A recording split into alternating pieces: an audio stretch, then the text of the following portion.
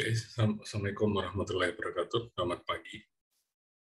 Berikut saya akan menjelaskan materi tentang garis dan huruf dalam gambar teknik. Jadi di sini nanti kita akan belajar jenis-jenis garis dan huruf yang ada atau digunakan dalam gambar teknik. Yang pertama adalah garis. Jadi dalam gambar dipergunakan beberapa jenis garis yang masing-masing mempunyai arti dan penggunaannya sendiri. Oleh karena itu, penggunaannya harus sesuai dengan maksud dan tujuannya. Jadi ini yang kegunaan dari garis itu sendiri ya. Jadi garis itu nanti mempunyai arti dan penggunaan. Jadi dalam menggunakan garis, kita harus tahu maksud dan tujuan dari penggunaan garis tersebut. Macam-macam garis secara umum, itu yang pertama adalah garis tebal kontinu. Jadi garis tebal kontinu, jadi di gambar teknik, ini garis paling tebal biasanya. Jadi ketebalan itu biasanya 0,5, 0,7, atau 1,2, tergantung nanti besar atau kecilnya gambar yang kita buat. Yang kedua adalah garis tipis kontinu. Ini garis tipis ini biasanya ketebalannya 0,3 sampai dengan 0,18 biasanya dalam penggunaan garis. Berikutnya adalah garis gores pendek dengan jarak antara. Jadi ada yang menggunakan garis gores pendek, ada juga yang menggunakan titik. Itu sebenarnya sama penggunaannya. Dan yang keempat adalah garis gores panjang dengan gores pendek di antaranya. Di garis gores panjang, terus gores pendek, atau garis gores panjang titik, gores panjang titik. Itu tadi 4 jenis garis yang biasa digunakan dalam gambar teknik. Berikutnya adalah ketebalan garis. Jenis garis menurut tebalnya ada 2 macam, yaitu yang pertama garis tebal dan garis tipis yang mempunyai perbandingan 1:5. Tebal garis dipilih sesuai dengan besar kecilnya gambar dan dipilih dari deretan tabel berikut. Oke, ini biasanya ketebalan garis yang digunakan. Tapi ini kembali ke besar kecilnya gambar. Besar kecilnya gambar ini nanti sesuai dengan ukuran kertas gambar kita ya. Biasanya kalau ukuran gambar kertasnya A3, biasanya tebal garis paling tebal itu bisa 0,5 atau 0,7. Kalau kertas gambarnya besar ya bisa aja ketebalan garisnya itu mengikuti. Kita menggunakan 1,4 atau 2 mm. Jadi rata-rata ini tebal garis yang biasa digunakan dalam gambar teknik. Oke, kita lihat macam-macam garis dan penggunaannya. Intinya di sini ya. Jadi macam-macam garis dan penggunaannya sesuai dengan ISO International Standard Organization R128. Jadi yang pertama kita lihat adalah garis tebal kontinu, yaitu garis nyata, itu garis gambar ya. Jadi garis benda yang kelihatan. Yang kedua adalah garis-garis tepi. Jadi garis tepi gambar ya. Garis pinggir, garis tepi gambar, itu biasanya tebal kontinu. Itu garis nyata, garis-garis nyata gambar atau garis benda yang kelihatan. Sekarang kita lihat contohnya ya. Jadi tadi contohnya adalah A1. Jadi A1 ini yang kelihatan di garis gambar. Benda yang kelihatan di sini A1, ini garis benda yang kelihatan ya. Contohnya. Jadi ini kita gambar yang bagian luar ini kita gambar semuanya dengan garis tebal kontinu biasanya. Ini sama halnya juga ini, bagian ini garis tebal kontinu. Ya. Atau contoh lain misalkan, seperti ini juga menggunakan garis tebal kontinu di luarnya ini. Atau garis pinggir, ini maksudnya garis tepi ya. Garis tepi atau garis pinggir, ini yang untuk membatasi ruang kita dalam gambar.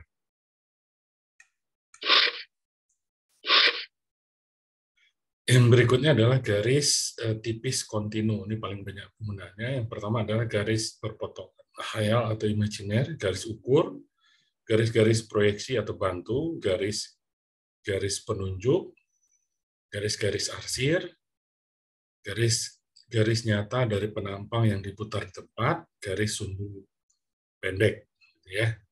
Nah, ini penggunaan dari garis tipis kontinu. Ini paling banyak penggunaan garis tipis kontinu ini. Sekarang kita lihat di sini yang simbol B ini semuanya penggunaan dari garis tipis kontinu ya. Kita mulai dari misalkan B1 ini garis imajiner ya. Garis saya atau imajiner ini sebenarnya sebuah lekukan ya, tapi kalau dilihat dari samping kan lekukan itu nggak kelihatan. Jadi biasanya dari depan nggak kelihatan ya. Jadi lekukan seperti ini kan kelihatannya dari samping. Nah, kalau dari depan itu biasanya garis tipis tapi dia tidak nyambung ke pinggir. Nah, itu yang garis imajiner. B1 ini B2 ini garis ukur ya. Di garis ukur biasanya juga seperti itu, atau garis B3 ini garis bantu ya, atau B4 ini garis sumbu ya, B4 garis sumbu. Terus B5 ini garis-garis arsir, ini biasanya garis arsir yang digunakan ya. B5 ini B6 ini garis penampang yang diputar di tempat, nanti kita akan belajar di bab khusus ya tentang potongan. B7 ini sama, ini garis B7 ini garis sumbu ya, B4 ini garis penunjuk. Nah, jadi itu yang nomor B ini semuanya adalah menggunakan, jadi selain garis tebal, garis yang nyata tadi, yang banyak digunakan di sini adalah garis tipis kontinu. Ya, rata-rata menggunakan tipis kontinu. Jadi kalau kita bisa membedakan antara penggunaan garis ini, gambar kita nanti kelihatannya itu lebih bagus ya. Dari segi estetikanya itu lebih bagus. Yang berikutnya adalah garis tipis kontinu bebas. Ini biasanya digunakan garis-garis batas dari potongan sebagian atau bagian yang dipotong bila batasnya bukan garis bergores tipis. C dengan D ini sama ya. Jadi ada yang menggunakan tipis kontinu bebas atau tipis kontinu dengan zigzag. Secara penggunaan itu sama. Itu biasanya untuk potongan ya, untuk potongan setempat untuk melihat bagian dalam benda-benda yang berongga biasanya. Jadi ini contohnya seperti ini ya, tipis kontinu bebas atau garis zigzag. Nah, ini kan dipotong ya, jadi kelihatan bagian dalamnya. Dengan diarsir, dalamnya kosong ya, ini kelihatan ada lubangnya di sini. Nah, ini bagian yang kena potongan ini biasanya diarsir. Seperti ini juga diarsir.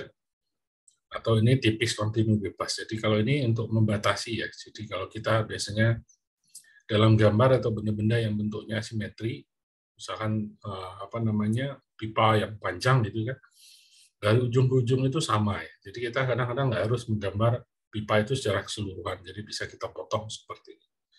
Jadi kalau kita potong ini, artinya ini bagian yang hilang ini sama. Atau kita hanya ingin menjelaskan bagian sini saja. Jadi bagian yang lain itu nggak perlu kita jelaskan, itu bisa kita potong juga. Nah, itu maksud dari tipis garis tipis kontinu bebas tadi atau tipis kontinu zigzag. Nah, kita lihat lagi ya, di sini juga ada penggunaannya. Jadi ini kan tabung ya, tangki reservoir. Jadi dia melihat ketebalan, jadi dipotong dengan garis tipis kontinu bebas, jadi kelihatan bagian dalamnya. Jadi bagian dalamnya ini nanti diarsir. Ini kelihatan tebal tangkinya ya. Nah, ini bagian ini kita potong menggunakan garis kontinu bebas.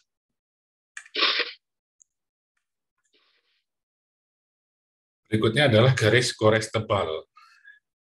Ini garis nyata terhalang atau garis tepi terhalang.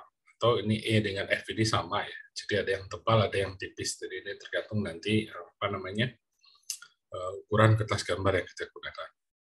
Satu ini garis nyata terhalang atau garis tepi terhalang. Jadi ini garis gores. Jadi garis gores terhalang itu artinya nggak kelihatan ya. Jadi di sini ada ketebalan ya, atau tertutup oleh permukaan lain gitu, itu biasanya dikatakan terhalang. Jadi ini sama kayak gini, ini tebal, maka di sini dibikin garis gores pendek gitu ya, atau garis titik. Itu biasanya ini ketebalan atau pipa. Kalau kita menggambar pipa, jadi nggak kelihatan bagian dalam pipanya kan nggak kelihatan ya, tebal pipanya nggak kelihatan. Biasanya kita kasih garis gores pendek.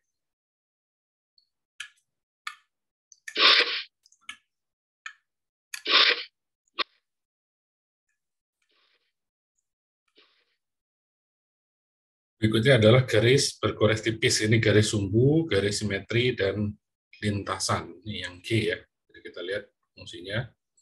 Ini biasanya garis bergores tipis, artinya garis gores panjang dengan gores pendek di antaranya. Ini biasanya garis tadi G1 ya, G1 garis sumbu ya. Kita lihat tadi penggunaannya G1 itu adalah garis sumbu.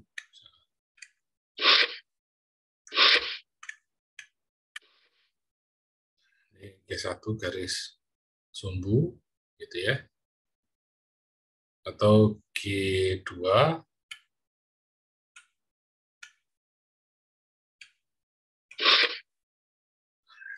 itu garis simetri. Ini G2 ya. Ini G2, ini garis simetri ya. Garis simetri itu artinya benda yang bagian kiri dan kanannya itu identik sama ya. Maka dikasih garis simetri.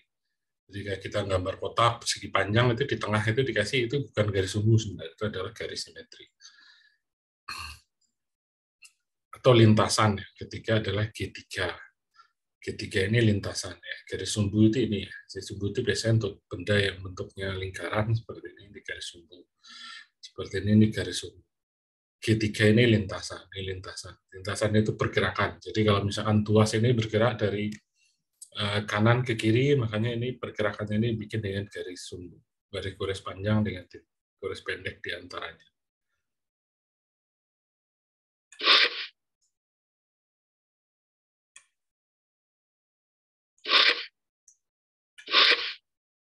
Oke, berikutnya adalah yang H ya, garis bergores tipis yang dipertebal pada ujungnya pada perubahan arah. Ini biasanya garis atau bidang potong.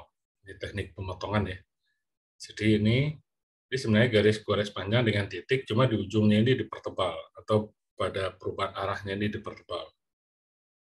Dan yang terakhir J itu adalah garis bergores tebal, itu penunjukan permukaan yang harus mendapatkan penanganan khusus.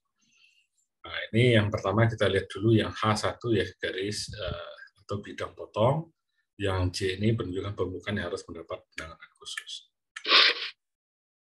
Nah, ini yang pertama adalah yang H tadi ya, jadi garis bidang potong ya. Ini yang H misalkan potongan. Jadi kita lihat potongan misalnya seperti ini. Yang bawah ini kan potongan ya, dia motong di sini. Nah, ini kan motongnya zigzag, jadi kelihatan hasilnya seperti ini. Jadi kayak besi, ini kayak besi profil ya. Jadi kayak besi I gitu ya. Jadi di sininya dipotong bagian sini, sini ke sini ya. Jadi zigzag, yang A ini digambar garis hasil bidang potongnya digambar sebelah kiri, ini jadi potongan AA. Jadi dalam gambar teknik itu kadang-kadang ada 2 atau 3 potongan ya. Jadi potongan itu biasanya dikasih simbol AA, BB, CC, dan sebagainya. Terus tadi yang penanganan khusus ini yang J ya, seperti ini. Ya. Yang J ini, atau yang G tadi ya, G, ya, ini garis bidang potong, ini dipotong di sini, dan ini kelihatan hasilnya ini, hasil potongannya. Atau yang J ini garis mendapatkan penanganan khusus. Itu artinya adalah dalam gambar teknik itu, biasanya ada bagian-bagian tertentu yang mendapatkan perlakuan beda dengan permukaan ini mendapatkan perlakuan beda dari permukaan yang lain. Misalkan bagian sini itu permukaannya itu harus halus atau dikasarkan dan sebagainya, maka ini dikasih simbol seperti biasanya ini diiringi dengan keterangan lanjutan ya, tidak hanya seperti ini. Ini hanya membatasi daerahnya saja. Jadi garis-garis panjang, garis pendek, tapi tebal ini hanya membatasi daerahnya. Jadi yang mendapatkan penanganan khusus itu hanya bagian sini saja, bagian atas ini enggak. Cuma ini biasanya diiringi lagi dengan keterangan tambahan. Ini mau diapakan gitu ya, mau di amplas atau mau dibubut dan sebagainya. Oke, tadi itu penggunaan garis dalam gambar teknik ya. Jadi saya harapkan nanti kalian bisa mempraktekkannya ya sesuai dengan fungsinya dan ketebalannya ya, ketebalannya harus pas karena beda tebal nanti bisa jadi orang salah persepsi dalam membaca gambar yang kita buat. Ini contoh-contoh lain dalam penggunaan gambar teknik bisa dilihat di sini ya. Jadi di sini kelihatan perbedaannya ya, tebal garis gambar, garis ukur, garis bantu, garis penunjuk gitu ya, atau garis sumbu dan sebagainya. Ini contoh lain dari gambar, contoh penggunaan garis. Berikutnya adalah garis-garis yang berimpit. Jadi dalam gambar teknik itu biasanya ada garis yang berimpit ya. Artinya bagian depan dengan bagian belakangnya itu sama. Jadi mana yang kita dahulukan? Prioritasnya apa? Ya, jadi yang pertama, bila dua garis atau lebih yang berbeda jenisnya berimpit, maka penggambarannya harus dilaksanakan sesuai dengan urutan prioritas berikut. Yang pertama adalah garis benda yang langsung terlihat, garis tebal jenis A yang tadi ya. Yang kedua adalah garis yang tidak langsung terlihat. Jadi yang pertama, prioritasnya itu harus garis benda yang langsung terlihat, garis tebal jenis A. Kenapa? Karena ini mewakili dari bentuk benda ya. 1, 2 ini mewakili dari bentuk benda. Garis yang tidak langsung terlihat, garis putus-putus ya. Jadi ini mewakili bentuk benda. Yang ketiga adalah garis untuk memotong penampang, garis titik yang dipertebal pada ujungnya, itu jenis H. Jadi karena ini biasanya berimpit dengan garis sumbu. Jadi kalau ketika dia berimpit dengan garis sumbu, maka yang kita prioritaskan adalah garis ini. Berikutnya adalah garis sumbu. Berikutnya adalah garis bantu, garis ukur, dan garis arsir. Jadi ini prioritas garis-garis ketika garis itu berimpit. Pertemuan garis putus-putus dan garis strip titik bila bertemu atau berpotongan harus diperlihatkan dengan jelas titik pertemuannya atau perpotongannya. Jadi ini pertemuan garis ya. Jadi ini kondisi benar dan kondisi salah. Kalian bisa lihat di sini. Jadi ini benar, ini salah. Ini salah, ujungnya tidak ketemu gitu ya. Ini salah. Ini benar, ini dikasih jarak di sini, nggak boleh nyambung seperti ini. Atau garis sumbu itu bentuknya yang benar, di tengah ini harus kita bikin tanda plus dulu ya, baru ini. Nggak boleh di tengahnya ini titik. Nah, ini harus dipraktekkan dengan benar ya. Jadi pertemuan garis antara garis vertikal dengan garis strip gitu ya, garis pendek, ada di sininya ada berpotongan, tidak boleh terpisah seperti itu. Nah, ini pertemuan garis putus-putus dan garis strip titik. Berikutnya adalah bentuk huruf dan angka. Jadi dalam gambar huruf-huruf, angka-angka dalam lambang dipergunakan untuk memberi ukuran, catatan-catatan, judul dan sebagainya. Jadi ini angka, huruf dan angka ini juga penting ya. Jadi apa syaratnya yang harus dipenuhi? Jadi yang perlu pada huruf dan angka pada gambar teknik adalah yang pertama itu jelas, artinya orang bisa membaca ya. Jadi jelas itu artinya bukan kita saja yang membaca, jadi kita bisa membaca, orang lain juga bisa membaca. Yang berikutnya adalah seragam. Ini yang seragam ini juga penting. Jadi dalam gambar teknik itu ada dua jenis garis yang umum digunakan dan penggunaannya itu harus sama. Jadi tidak boleh dicampur aduk gitu ya penggunaannya. Penulisan huruf teknik telah dinormalisasikan oleh ISO, International Organization of Standardization. Semua dokumen teknik dianjurkan menggunakan huruf-huruf ini. Posisi huruf, yang pertama adalah posisi huruf ini baik yang tegak maupun yang miring ke kanan 15 derajat. Kedua-duanya boleh digunakan.